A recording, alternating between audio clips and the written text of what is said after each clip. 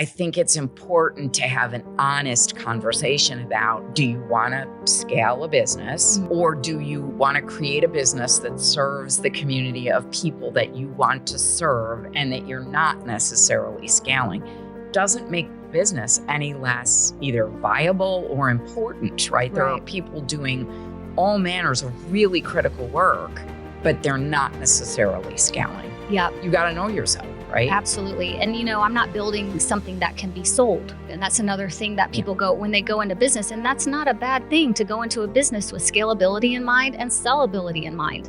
Not at all. But I know it's not for me right now, especially not this work that I do. That doesn't mean I won't create something else. But right now, the work that I do is one-on-one, and I love it.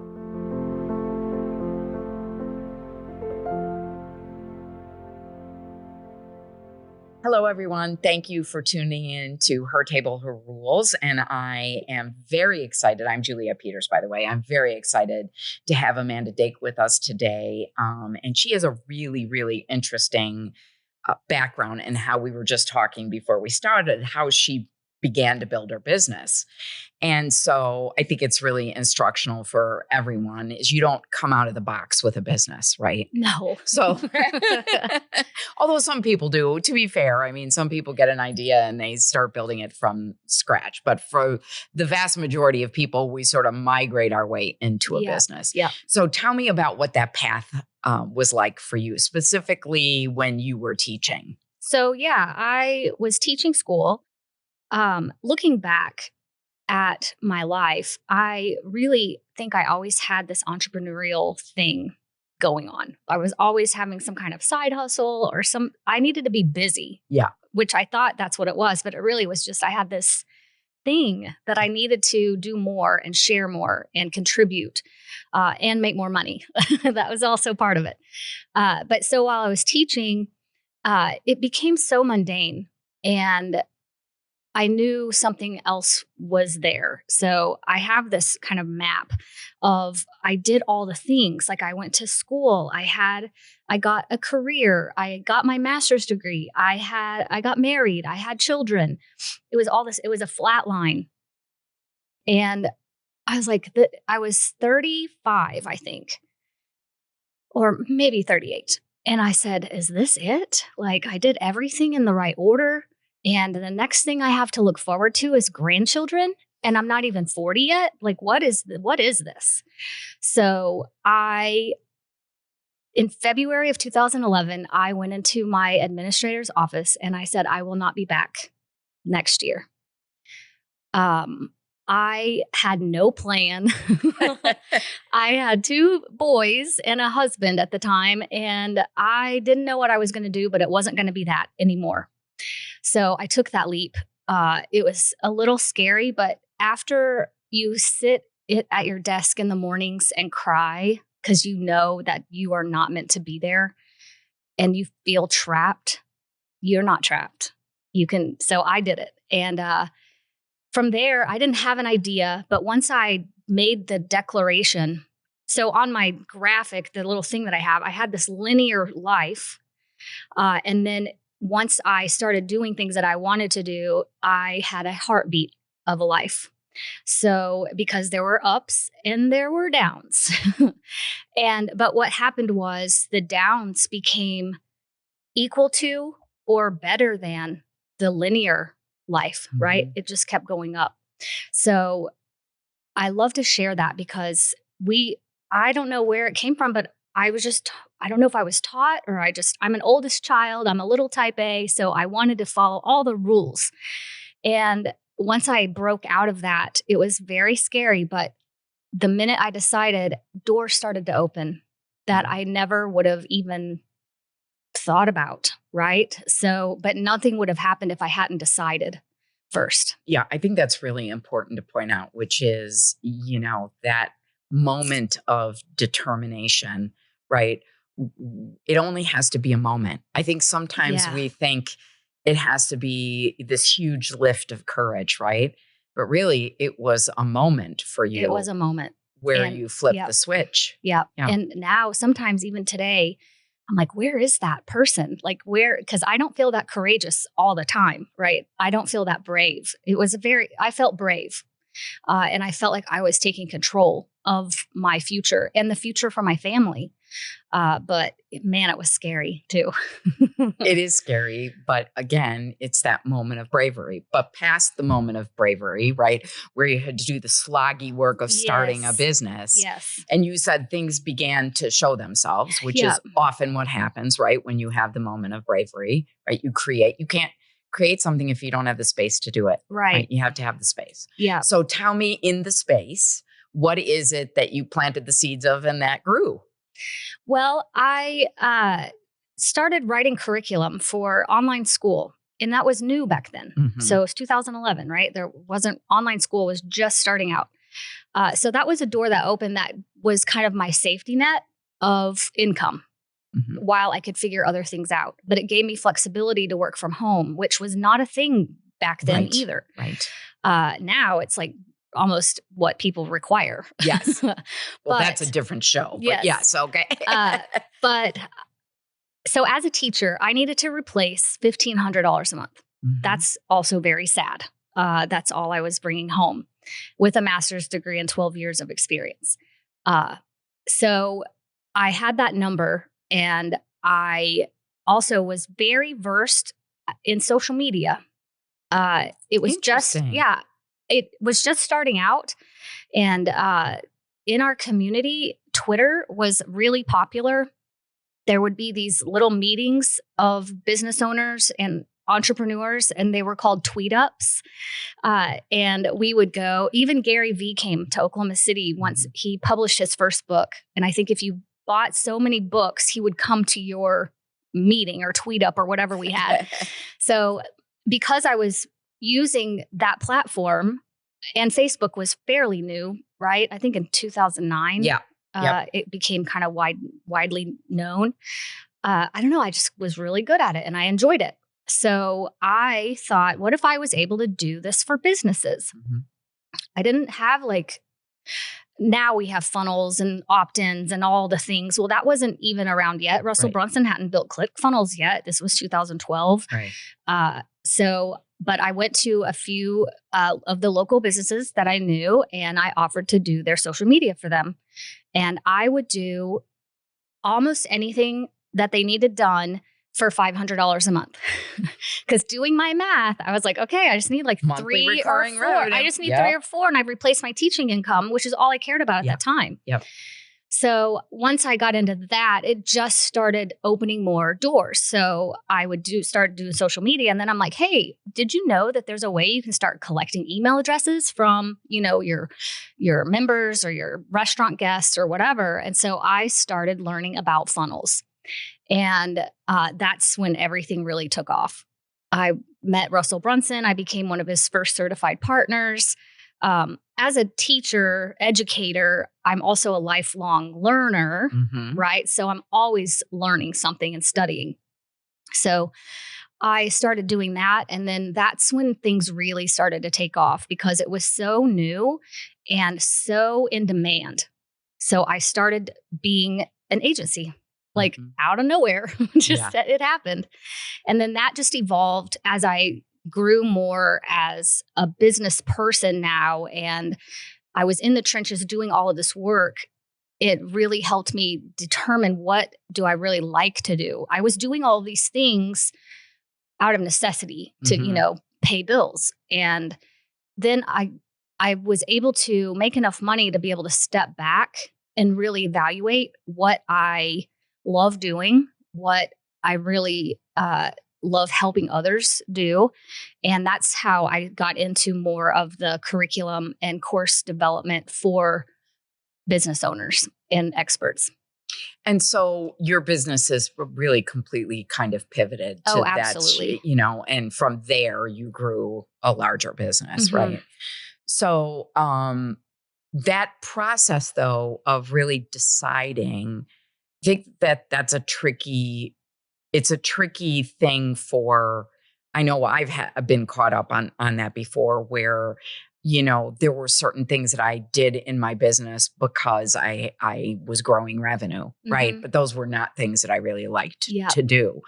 There is a courage element, though, again, a moment, right? There is a courage element of really being able to step back from things that you're doing that are revenue generating, but you don't really love them. Yeah. It was not easy. It wasn't like, well, I'm going to stop doing this $15,000 work just because. Like, no, it was too good. But I just started to evolve how I was going to offer those services and what they were. And if I look back on that now, I'm like, oh, I was kind of already doing that to begin with, because I helped like an orthodontist he wanted to be a life coach for teens. And it wasn't orthodontia that he wanted a course on, right? He had this vision. He had no idea how to structure it or anything. And so I was able to help him do that, and then also connect him with the people to build out the infrastructure.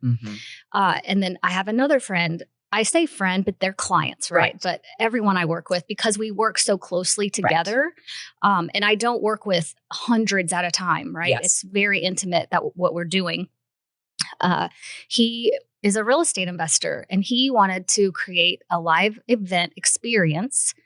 So think about a course in 2 days, basically. He wanted to, distill his knowledge into something that he could package up and deliver in 2 or 3 days. So I helped him get everything out of his head and onto paper and then into a live event. So, and he ran that for several years, actually. So now it wasn't about completely pivoting or completely saying, I'm just going to quit doing this because it's not fun anymore. It was more about what parts of it can I keep and what parts can I just shift a little bit, or maybe what kinds of people I can start attracting to do work that I really do love and that actually helps them as well. One of the things that I think that women struggle with, only a small fraction of women business owners ever hit 7 figures, right? It's like 1.9% or something very small like that. And I think when you grow a good business, you have a point in time where you're determining, hey, am I going to scale this? Or is this a lifestyle business? Yeah. And the term lifestyle business is not a knock. It just means that you don't have the infrastructure to be able to grow it and move on. So what has your thinking been around that relative to your own business? So there's a person that I learned from. I used to actually coach within his coaching program. And at one of his sessions, he said, it takes an entirely different person and model to have that 7-figure business. And I didn't say I don't want to make $1 million, but I don't want to be the person that has to hire all the people and have the infrastructure. I want to be more of the lifestyle business. I want to control when I work and who I work with. And I don't want someone's mortgage payment to depend on if I'm paying payroll on time or whatever. I'm not that person. I just already know that about myself. I want to stop there and focus on that for a second, because that's an important thing. So I think we think that and we talk about scalability all the time as business owners.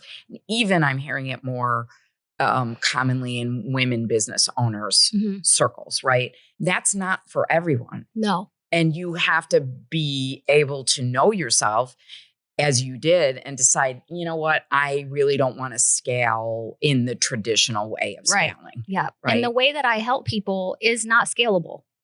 Yeah. So that's another thing, though, when someone's getting started at their business, and if they have coaches or someone helping them and they have a model in mind or they have a service in mind, I hear a lot of people say, but you can't scale that. Well, first of all, let's just get started and see if we like it and see if people want to buy it. Right. And then decide how we want to scale it, if we want to scale it. For me, spending time with my family, my boys, they're growing up so fast. They'll be 21 and 18 next month. Like, I don't even know where the time went. I want to be able to take off and go visit my son at college anytime I want. And I can take my laptop with me and do the work wherever I want to be. That is important to me. And that's what I love to help others achieve, because they get stuck in that one-to-one kind of office work or whatever they're doing, and they don't have the ability to go visit their kid at school or take off, on a Friday to do something. And so it's really important for me to be in alignment with what I'm doing and how I'm helping others. I don't want to say, well, you can't do that because you have to have a team and you have to do all these things. That's not what I want to help others achieve. So even in my own messaging, I don't talk about you're going to burn down your entire business to create this new online offer, but it's going to give you this freedom to be able to maybe slow down on that side. But I'm not trying to overwhelm you with creating this whole other business with scalability and all that. Although courses can scale quite easy more than, other types of businesses. So, but yeah, scaling to me, it was not my goal. Yeah. And I think that's the important thing, which is as we're talking about women entering much more heavily into entrepreneurship, women are opening businesses at twice the rate of men, right? I think it's important to have an honest conversation about, do you want to scale a business or do you want to create a business that serves the community of people that you want to serve and that you're not necessarily scaling? Doesn't make the business any less either viable or important, right? There are people doing all manners of really critical work, but they're not necessarily scaling. Yeah. You got to know yourself, right? Absolutely. And, I'm not building something that can be sold. Right. And that's another thing that people go when they go into business. And that's not a bad thing to go into a business with scalability in mind and sellability in mind. Not at all. But I know it's not for me right now, especially not this work that I do. That doesn't mean I won't create something else. But right now, the work that I do is one-on-one, and I love it. Yeah, I think that I spend a lot of time helping people sell businesses. So, we talk a lot about enterprise businesses versus lifestyle businesses, but again, I think the issue is sometimes people have enterprise businesses by accident, right? And sometimes people have lifestyle businesses by design, and that is absolutely okay. Yeah. And I think it's important specifically for women to embrace that knowledge of themselves because you can create, I read the book, I don't know if you've ever read it, called The Company of One. It's a phenomenal book. And it talks about him having built this sort of whole business. It's not that he uses no help. It's really a mindset, right?